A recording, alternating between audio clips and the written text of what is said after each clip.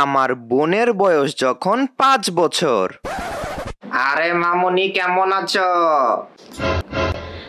আরে নোকার আঙ্কেল, আমি ভালো আছি।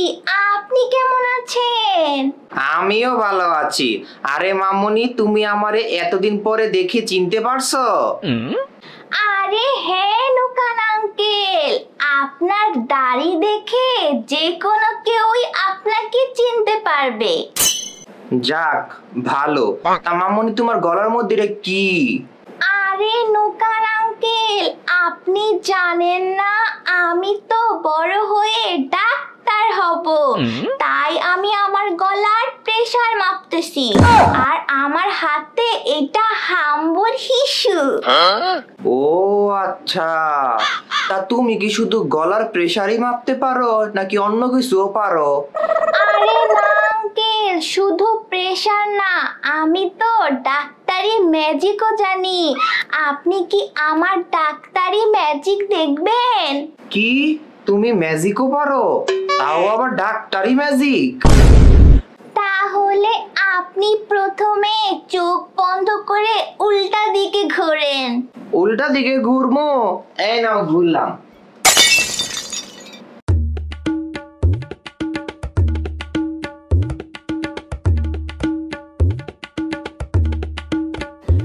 এই নেন আঙ্কেল। আঙ্কেলের বলদ বানায়া আঙ্কেলের পাছুতে সুই দিয়ে দিছি।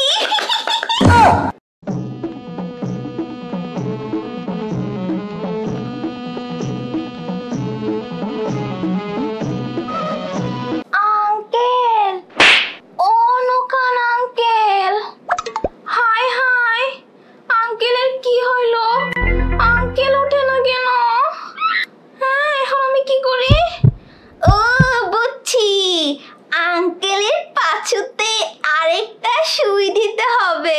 আঙ্কেলের আরেকটু চিকিৎসা দরকার। ওরে বাবা রে, পাগল ভাইয়া কয় কি? আরে আরে, এটা কি হইলো? আঙ্কেল দেখি চিকিৎসার নাম শুনে না দৌড় দিয়া ভাইগা গেল। আমার বোনের বয়স যখন 10 বছর। এই, তুই আমার চেয়ার নিয়ে এটা কি করস? আর তোর মাথার মধ্যে এটা কি? আরে ভাইয়া, তুমি কি চোখে কম দেখো নাকি? আমি চোখে কম দেখতে যামুকে? তাইলে তুমি দেখতে পাইতেছো একজন পাইলট বিমান চালাইতেছে আর তুমি তাকে ডিস্টার্ব করতেছো। তুই বিমান পাইলি কই? আর পাইলট কে? কেন, এই যে আমি পাইলট আর এই যে আমার বিমান।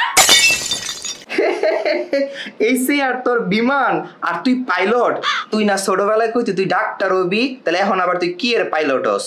আরে ভাইয়া, তুমি কি ওই নুকান আঙ্কেলের কথা ভুইলা গেছো? আমি যে ওই নুকান আঙ্কেলের পাছুতে ইনজেকশন দিছিলাম, এরপরে তো ওই নুকান আঙ্কেল আম্মুর কাছে আমার নামে বিচার দিছিল। এরপর আম্মু আমার অনেক কালানি দিছিল। হ হ, আম্মু তো তোরে জানালা ভিতরে এমনি উল্টা করে ঝুলাইয়া পরে পিটানি দিছিল।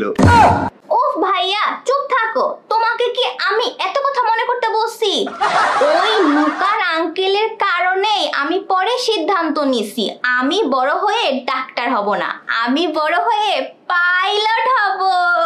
Boom boom boom. তুই আমার চেয়ার রাইহা এনতে যা কইলাম, আমার চেয়ার যদি খালি ভাঙ্গে তাইলে কিন্তু তোর খবর আছে কইয়া দিলাম। হুশ হুশ, তুমি এখান থেকে যাও তো। পাইলটকে বিমান চালানোর মধ্যে ডিস্টার্ব করতে আসছে। Boom boom boom.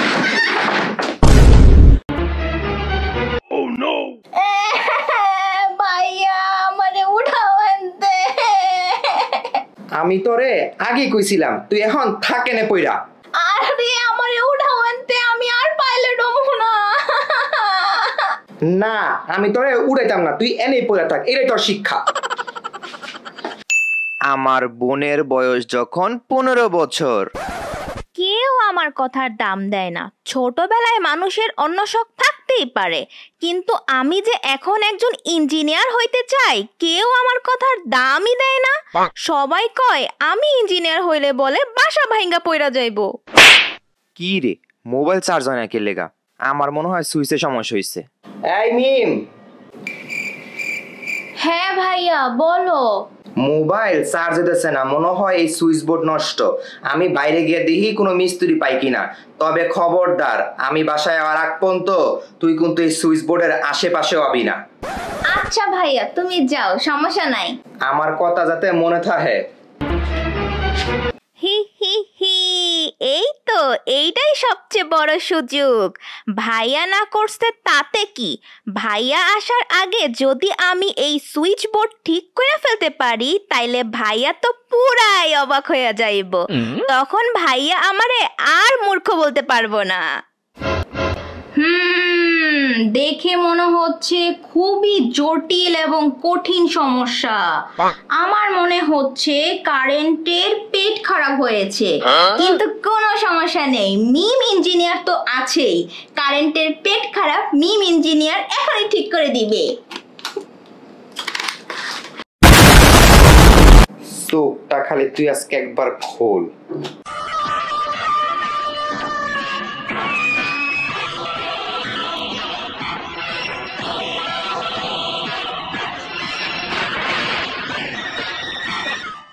আমি কে? আমি কোথায়? এই আঙ্কেল, আপনি কে?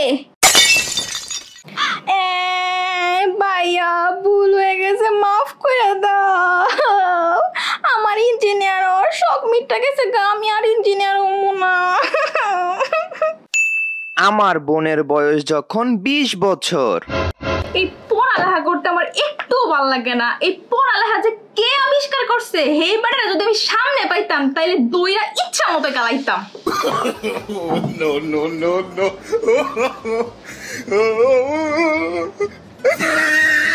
টিকটকে নাচানাচি করে 50 লাখ টাকা দিয়ে সেলুন দিলেন টিকটক নাপিত বোগাস্টার। কি? ফেসবুকে মাটির হাড়ির গল্প শুনিয়ে মানুষকে বানিয়ে 70 লাখ টাকা দিয়ে ফেরারি কিনলেন পলিও হোসেনের বউ সখিনা বেগম। বউ ব্যবসা করে বাড়ি করলেন জাইনগা খান।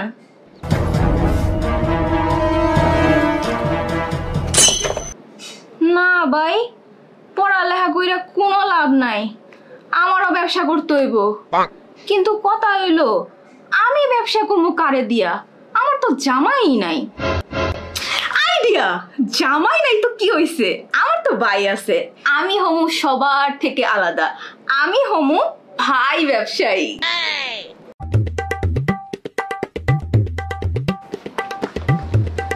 ভাইয়া শোনো।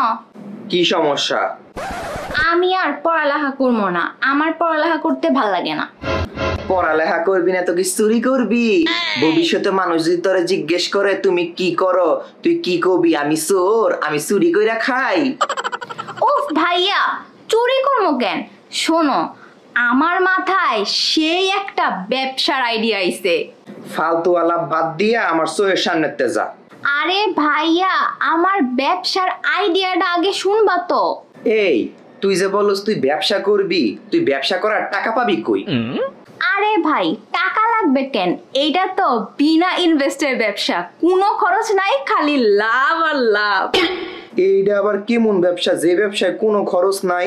আরে ভাইয়া, আমি ভাই ব্যবসা করবো। ভাই ব্যবসা? এইটা আবার কেমন ব্যবসা? আরে ভাইয়া, তুমি ফেসবুক আর টিকটকে দেখো না, মানুষ যে এখন কেউ বউ ব্যবসা করে, কেউ জামাই ব্যবসা করে, আবার কেউ বোন ব্যবসা করে।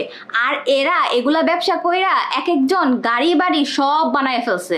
তাই আমি ভাইবা দেখছি পড়ালেখা কইরা কোনো লাভ নাই, আমি আজকের থেকে পড়ালেখা বাদ দিছি। পড়ালেখা বাদ দিয়া এখন থেকে আমি ভাই ব্যবসা শুরু করবো, খালি টাকা আর টাকা। চুপ ফালতু। আব্বু তোরা ভার্সিটিতে এত এত টাকা খরচ করে পড়ালেখা করাইতেছে কি এইসব বস্তিগিরি করার লেগা? আরে ভাইয়া, পড়ালেখা করে কি হবে? ফেসবুকে যারা এইসব করতেছে তাদের মধ্যে বেশিরভাগ মানুষই হইতেছে গন্ডমূর্খ। এমনও মানুষ আছে 5 পাসও করে নাই, কিন্তু দেখো তারা শুধু টাকা আর টাকা কামাইতেছে, তাইলে পড়ালেখা করে আর কি লাভ বলো? টাকাই কি সব? যাদের কথা তুই বলস এদের কি মান সম্মান বলতে কোনো কিছু আছে? এরা কি জীবনে কোনোদিন ভদ্র কোনো জায়গায় যাইতে পারবে? এদের কি কেউ কোনোদিন দাম দেয়? আর সবাই যদি পৃথিবীতে এইসব শুরু করে তাহলে পৃথিবী কি টিকা থাকবে? হ্যাঁ ভাইয়া, তুমি ঠিকই বলছো, কিন্তু ভাই ব্যবসা তো আমি করবই। কারে আমি এতক্ষণ কি বুঝাইলাম? আর তোমরা শোনো, একটা কথা সব সময় মনে রাখবে, পড়ালেখা কখনো ফালানো যায় না, একদিন না একদিন কোনো না কোনো ভাবে তোমার কাজে আসবেই। আর হ্যাঁ, শিক্ষার কোনো শেষ নেই এবং শিক্ষার কোনো নির্দিষ্ট বয়সও নেই।